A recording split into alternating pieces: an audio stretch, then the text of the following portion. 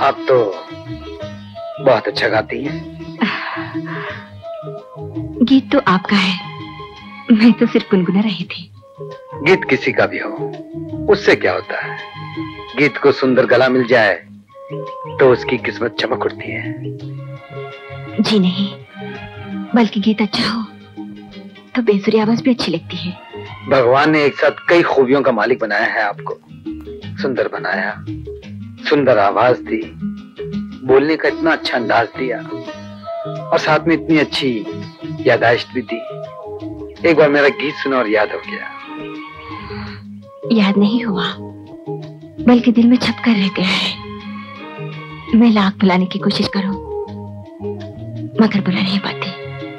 किसे? मुझे या मेरे गीत को?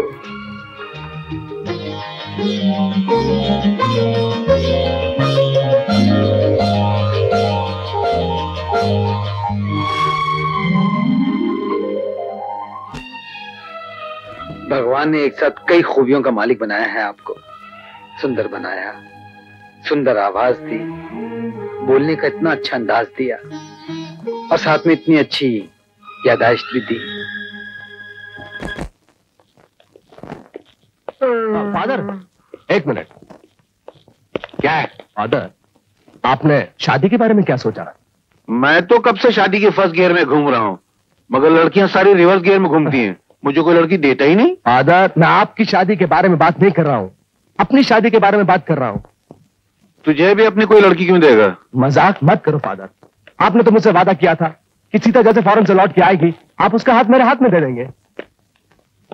मैं बक गया था, मगर अब मैं समझता हूँ कि गलत बक गया था।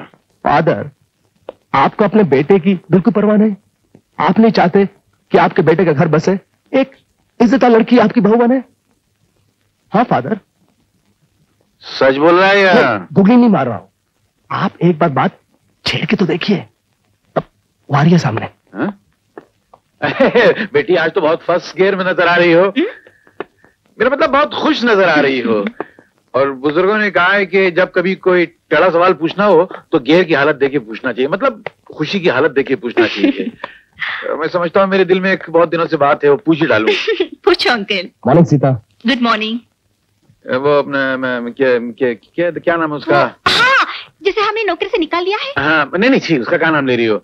ये मेरा बेटा है ना, क्या नाम है तेरा? वो हाँ, तो इसकी है ना शादी की उम्र हो गई है। वो तो पहले ही हो गई थी। जब मैं अमेरिका गई थी उस वक्त ये शादी के लायक हो गया था। हाँ, मगर जब तुम अमेरिका जा रही थी तो रिवर्स गियर में बचपने की तरफ चला गया था। अब तुम अमेरिका से लौट आई हो तो ये फर्स्ट गियर में जवानी की तरफ लौट आया है। ठीक कहा आपने। सही कहा? मैंने सही कहा? मतलब गाड़ी फर्स्ट गियर में आ गई? अरे बेटा, मैं तो कभी सोच भी नहीं सकता था कि गाड़ी इतनी जल्दी फर्स्ट गियर में आ जाएगी। चल जल्दी शुक्रिया अदा कर, शुक्रिया अदा कर। मुझे तो अल्फाज ही नहीं मिले। मैं तुम दोनों की जन्मपत्री लेकर आज सूची के पास जाता हूँ। जन्मपत्री किसके लिए? फर्स्ट गियर निकालने के लिए। शादी किसकी? आपसे किसने कहा कि मैं उससे शादी करना चाहती हूँ? तुमने कहा? कब? अभी। मैंने तो रवि की शादी के बारे में हाँ कहा।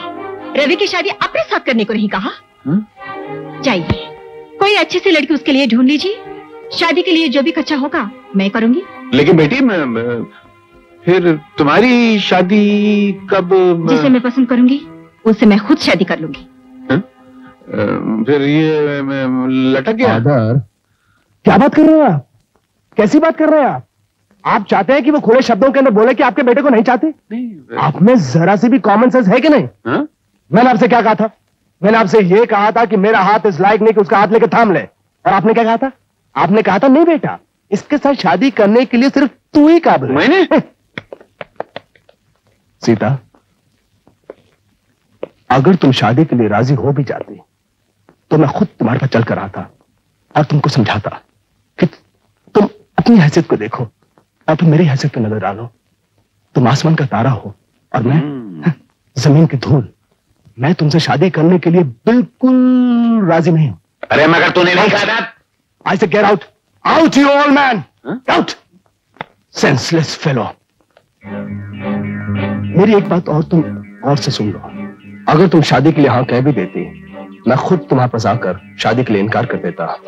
भाई, मेरा तुम्हारा क्या मुकाबला? फादर की वजह से तुम्हें जो तकलीफ पहुंची है उसके लिए मैं तुमसे माफी मांगता हूं।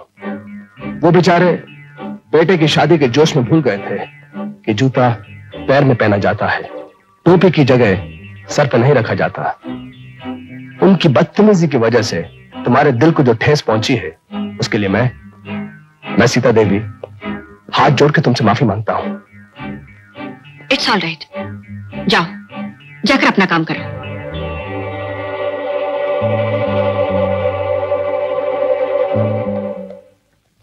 उल्लू का पट्टा, 420 बेईमान, बिना पिंडे का लोटा, जिधर का पल्ला भारी देखता उधर लुढ़क जाता है। उसकी नजरों में मुझे बेवकूफ बना दिया। हाँ, ऊपर से हाँ भी बोलता है। वो इसलिए कि मैं उसकी नजरों में बेवकूफ नहीं बनना चाहता था। और मुझे बेवकूफ बना दिया।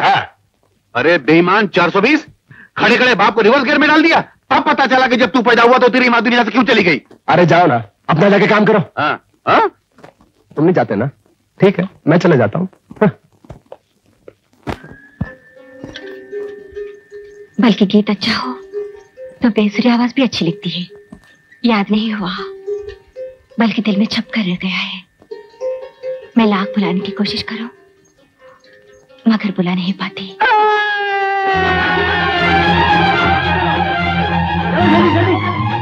संभाल कर देखिए। आहिस्ता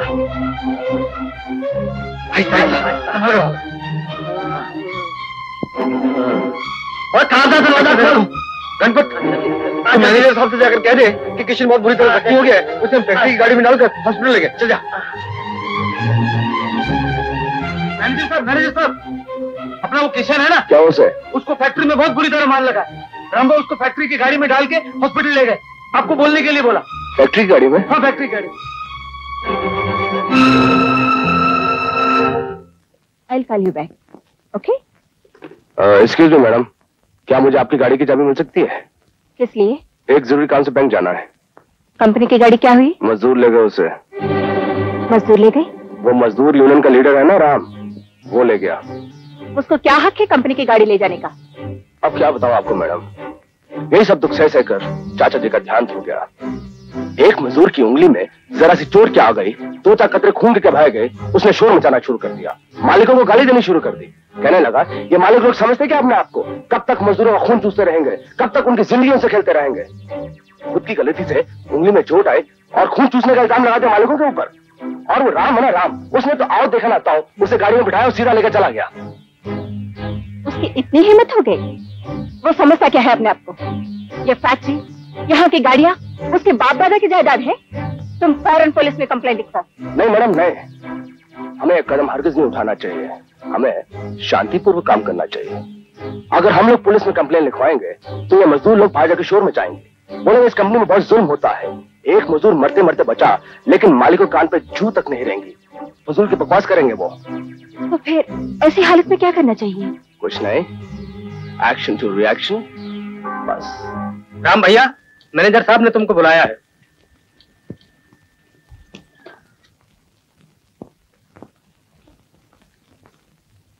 आपने मुझे बुलाया? ये क्या है?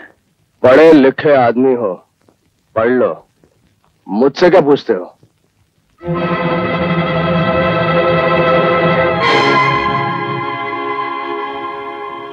मैनेजर साहब, मैं कोई जाती काम के लिए गाड़ी नहीं ले गया था। एक मजदूर जख्मी हो गया था, बुरी तरह खून बह रहा था, इसलिए जल्दी में बगैर इजाजत के मैं गाड़ी ले गया। फिर भी गणपत के हाथों मैंने आपको कहलवा भेजा था। लेकिन मिस्टर राम, ये कौन सी यूनियन का कानून है कि गाड़ी पहले ले जाओ और इजाजत बाद में लो? दुनिया का उसूल है कि इजाजत पहले लो और किसी चीज को हाथ बाद में लगाओ।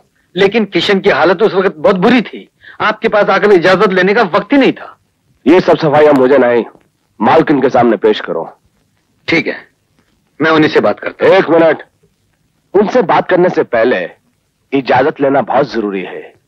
ठीक है, मैं तुम्हारा बयान उनके सामने पेश करता हूं, वो तुम्हारे बयान पे क्या फैसला करती हैं अभी सुनाई देता हूं। हेलो मैडम, हमारे मजदूरों के यूनियन के लीडर आपसे ये पूछना चाहते हैं कि उन्हें सस्पेंड क्यों किया गया, और वो आपसे मिलना भी चाहते हैं। उन्हें आपके पास भेज दूं? उन्होंने नो कहा है। लो, मैं उनसे बात करता हूं। ये पब्लिक टेलीफोन नहीं, इंटरकॉम है। ये सिर्फ मेरे उनसे बात करने के लिए है या उनके मुझसे बात करने के लिए है, यानी कि सिर्फ हम दोनों के बात करने के लिए है, तुम्हारे बात करने के लिए नहीं है। लेकिन मैं उनसे बात करना चाहता हूं। जब कोई तुमसे बात नहीं करना चाहता तो तुम्हारा उससे बात करने का इसरार करना तहजीब और शराफत के दायरे से बाहर है।